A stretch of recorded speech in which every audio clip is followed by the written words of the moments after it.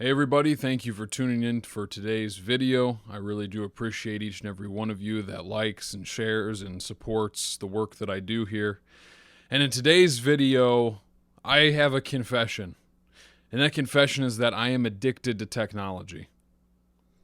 I imagine that resonates with many of you watching because I think that this is not a me problem, but this is a global crisis that we have. We have people addicted to technology, addicted to social media, addicted to media in general. And because of this, we have lost our ability to focus our minds on things that we need to do, responsibilities, moral obligations. We've lost the ability to deeply enter into those things and focus on them without technology popping in and distracting us constantly. And sometimes this is a subconscious action. How many of you will be trying to get some work done or trying to get something done, and you'll find yourself scrolling on Facebook or Instagram or YouTube even, watching a YouTube video, and you don't even remember clicking.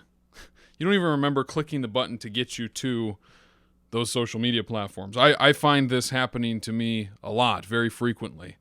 And so I'll be sitting during my workday, and I'll be working on some schoolwork or trying to read a theological book, and I'll find myself on Instagram scrolling or writing somebody back, and I don't even recall the moment where I went and decisively made a conscious action to go and hop on those social media pages. And so I've realized that this is a real struggle in my life. And not only is it a struggle in my life on an individual level, but it's affecting my ability to live in the setting that God has given me. I'm struggling in being off of my phone when my wife gets home from work. I want to spend time with her, and oftentimes we do. We'll sit and talk, but I'll find myself scrolling as we're talking. She'll find herself scrolling as we're talking. And I go, this just should not be. This should not be. It shouldn't be so easy to pull something out of your pocket or to open up a laptop and have the world at your fingertips. And if you go back, not that long ago when technology was very limited and it was not prevalent at all, the most you could do to distract yourself from something you needed to get done is maybe let your mind wander, or I'm done with this, I'm going to go on a walk, I'll get to that later, and you go outside. But we are faced with a whole new, different reality with today's technology, which is that literally endless entertainment, endless things for your mind to perseverate on are right there at your fingertips 24/7. You want to watch a movie? Boom, it's there. You don't even have to go to a movie theater anymore. We have on demand. Straight up, you can listen to whatever you want. You remember the good old radio where you turn it on, and if a song that you didn't like was on there, you would have to listen to it because that's what everybody was listening to? Well, now we've got this thing called Spotify, and you can literally customize it so that you can have all the things you want to listen to when you want to listen to it. It's so instant gratification driven. And because of this, it becomes very easy for us to slip into a technology addiction. So, my purpose in bringing this up in a video is, number one, to point out I'm really struggling with technology addiction. And also to say, if you are, do something about it, like I'm going to. Like I'm making this video to tell you what I'm going to be doing. Going forward, in the future, I need to simplify my life. I need to simplify my life so that I can be the husband I want to be to my wife, so I can be in the setting that I'm in with the people that I know in my in-person setting. I want to be there for them. I want to be focused on that context. And all too often, especially with online ministry, my main focus and my main people, if you will, are those online that I don't have a personal heart-to-heart connection with that I know in my in-person day-to-day living. And that makes it very difficult because there's a disconnect there. I'm talking to real people. I'm not I'm not saying none of you are real, but in the process of talking to you real people, I'm missing out on the face-to-face interaction with the real people that God has placed in my life. I'm missing out with interaction that I could be having with my own wife, for crying out loud. And so going forward, I'm going to be taking some drastic steps to remove this technology addiction, remove this temptation to pull out my phone and go on social media, remove the temptation to turn on a YouTube video when I'm bored rather than just sit and do nothing and think or talk with my wife. And so some of the things I'm going to be doing that I just suggest to you, I'm going to be completely shutting off my direct messages on Instagram, completely turning them off. It's not even going to be, hey, I'm not going to be using them as much. I'm turning them off because that is the number one time sucker for me. I'm constantly in there talking to people, constantly having conversations. And hey, I really do love it. I enjoy interacting that way. I enjoy having conversations with all of you. But it is taking so much of my time away from my family, from the school work that I need to be getting done. And because of this, I need to just turn it all off.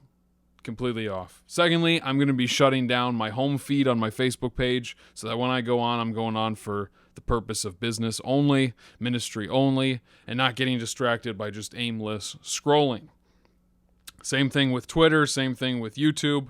I'm going to be very purposeful that when I'm on there to put out content for you guys. And it's not like I'm not going to interact in the comments sections, but if I don't respond to you, it's not because I haven't read it. It's not because I don't care about you, but it's because I just don't have the time, and I'm going to be putting boundaries on my time so that I'm not over giving myself to each and every person that reaches out to me or each and every person that comments. And again, it's not that I don't enjoy it. I really do enjoy going back and forth and having dialogues, but I can't spend my entire day dialoguing with different people, especially when I need to get things done during the day so that in the evenings I can put my phone away, I can put my computer away, and I can devote myself to my wife and to my marriage. And also, I have to be honest. When it comes to spending time with God, I don't want my devotional practice or my devotional life to be by way of communication with others about theology. Now, is that a means of growth? It is, absolutely. But I need silence. I need to spend more time in direct communion with God, silent, away from all distractions, just me and God. That's it. Uninterrupted, no distractions, complete silence and unplugged behavior.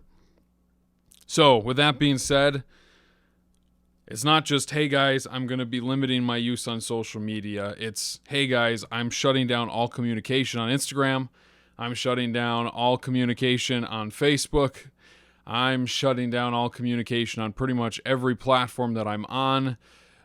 Besides, comments here and there if I have time.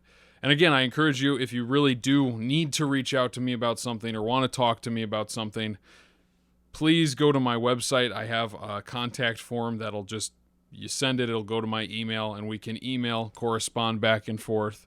And then on Patreon, I have different tiers that if you want to have a more personal relationship or conversation with me, there are ways to do that as well through support. But again, time is money, and I hate to say that because it sounds really crass, but time is money, and I have to provide for my family. I have to put emphasis on the things that are important. I have to have a structure of here are the important things, and the most important thing for me is my relationship with God, my relationship with my wife, and making sure that I'm investing in those two areas, especially as somebody who wants to do ministry full-time. If I'm neglecting my wife, neglecting my relationship with God, I have absolutely no business to try to shepherd anybody if I'm not even shepherding my own family.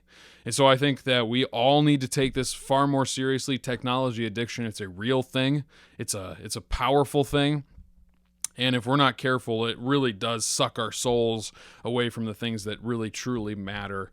And it makes it so that we can't focus on really honestly simple tasks because they're constantly being interrupted by pulling out our phone, pulling out our phone, pulling out our phone. I mean, I rack up so many hours on social media throughout the week, and it cannot happen anymore. I got to put my foot down. And so this is me saying, we all collectively as Christians need to do a better job of using technology in a way that is pleasing to God, but not overusing technology so that it starts to control us. And I think many of us, if we're honest, will admit that that is what begins to happen and is potentially happening in many of our lives. I know that for me, it was recognizing, Jonah, you just got to admit it, you're addicted to technology.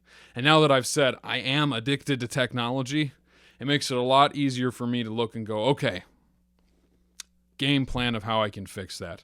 And so I've put a list, I've come up with that list like I told you, and in my mind I'm going, okay, this is going to be tough. It's going to be tough. I'm going to want to go on. I'm going to want to dialogue. I'm going to want to scroll. But by putting these limits, I'm going to be opening up my ability to focus on tasks without interruption, to enjoy slowing down life, and really enjoying just investing in and with the people that I have in my immediate context. So I pray that this was encouraging to you. I'm pretty much going to be disappearing from being easily reached through social media. So again, if you must interact with me and want to have a correspondence, email, or there are ways through Patreon to do that as well. I love you all dearly. I covet your support. It is truly remarkable to me that so many people have followed me and are watching my stuff, promoting my stuff, and really get a kick out of what I have to say. So thank you for that, and I'll talk to you in the next video.